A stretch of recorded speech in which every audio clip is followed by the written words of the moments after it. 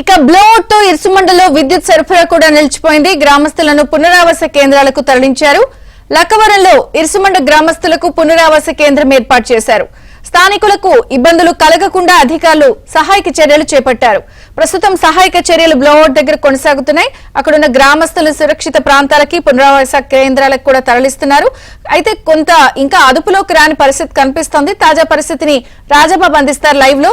రాజాబాబు,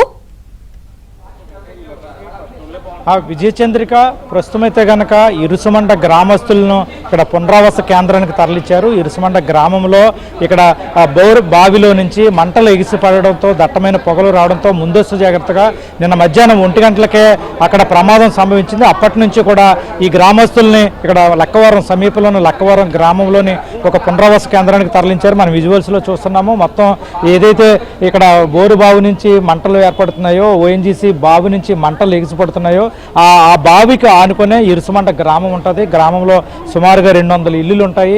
సుమారుగా 2000 మంది అక్కడ జీవనం సాగిస్తున్నారు.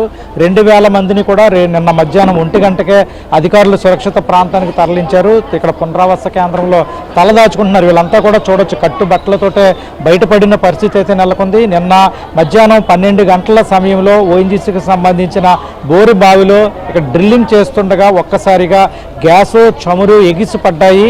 మధ్యాహ్నం 1 గంట సమయంలో ఒక్కసారిగా మంటలు వ్యాపించాయి. అగ్నికేళలు ఎగిసిపడడంతో భారీ శబ్దాలతో గ్రామస్తులు కూడా అడలిపోయి పరుగులు తీసిన పరిస్థితి ఉంది. వీళ్ళందరినీ కూడా అధికారులు పునరావాస కేంద్రానికి తరలించారు. మనం విజువల్స్లో చూస్తున్నాము. ఇక్కడ లక్కవరం గ్రామస్తులంతా ఇక్కడ లక్కవరంలోని ఒక పునరావాస కేంద్రంలో ఉన్నారు.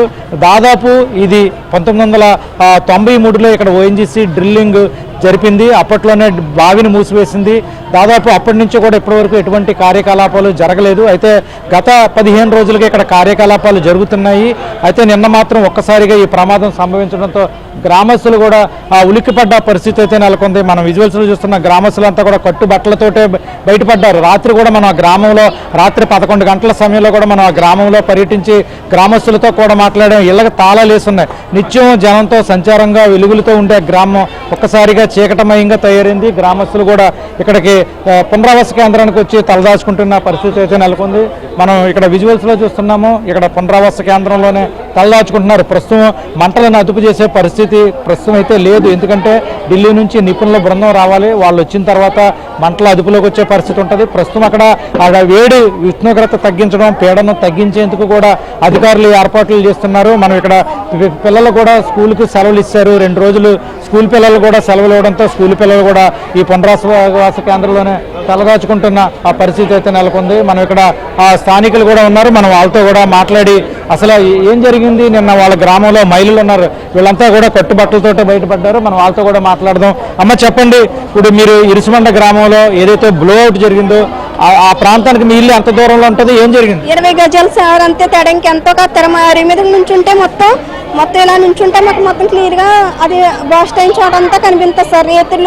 రేతులు 12, 3 దాకా అలా సౌండ్లు వస్తానే తీస్తానే ఉన్నారు. 6 నెలల నుంచి చేస్తున్నారు సార్. ఇది మేము పెట్రోల్ అనుకున్నాం కానీ ఇలా జరుగుతుంది, మా ఊరిని ఇలా చేస్తారని అనుకోలేదు సార్. మాకు ఇగ్గు లేకుండా చేయించి మా ఊరిని మాకు నిలబెట్టండి సార్. చిన్న గ్రామం సార్. పిల్లలు ఎక్కడో, భక్తి ఎక్కడున్నామో మాకే తెలియదు. ఇంట్లో ఆడవాళ్ళు పనులు చేసుకునేవాళ్ళు. మాకు ఇది జరుగుతుందని తెలియదు సార్. పొగే నేనైతే పేలినప్పుడు చూసాను. పొగే కదా ఇలా వస్తుంది, ఏదో పని చేసుకుంటున్నారు కదా అని అనుకున్నాను తప్ప ఇలాగా పరిగెలెట్టాలి అని కూడా మాకు తెలియదు. తలుపులు వేసుకోలేదు, ఏమీ వేసుకోలేదు.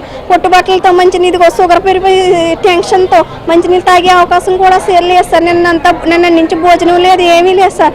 అలా రాత్రి మీద కొంటి మీద నిద్ర లేదు సార్. మాది ఇంటి పక్కనే కట్టుకుని ఇల్లు ఏమైపోయింది, ఇల్లు కాలిపోతే నిన్న మధ్యాహ్నం మీరు ఉన్నారు, అక్కడ పెద్ద శబ్దాలు ఉన్నాయి. అప్పుడు ఎలా అనిపించింది అక్కడ మీరు చూసి?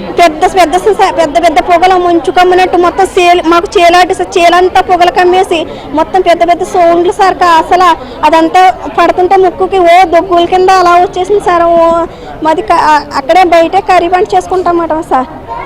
ఇప్పుడు మిమ్మల్ని అధికారులు ఇక్కడ తీసుకొచ్చారు, నిన్న మధ్యాహ్నం నుంచి తీసుకొచ్చారు. ఇక్కడ మీకు భోజన సదుపాయాలు, మందులు అన్నీ ఇక్కడ ఇస్తున్నారు కదా, ఎలా ఉంది ఇక్కడ? ఇక్కడ సౌకర్యం బాగా చేస్తున్నారు సార్. టిఫిన్లు, భోజనాలు, టీలు అన్నీ బాగానే ఉన్నాయి సార్. నిన్న మధ్యాహ్నం నుంచే మాకు కంగారు సార్. ఆ సౌండ్లకి, ఆ పొగకి ఇంకా అసలు మాకు ఇంకేం చేయాలో తెలియలేదు సార్. పిల్లలు ఎక్కడున్నారు, స్కూల్లో ఉండిపోయారు. పిల్లలు ఏమైపోయారో తెలియదు సార్. మేము ఎలా పరిగెలెట్టామో తెలియదు. ఊరు దాటి వచ్చినా కూడా మంటలో రేత్రంతా మంటలు మండుతూనే ఉన్నాయి సార్. అమ్మా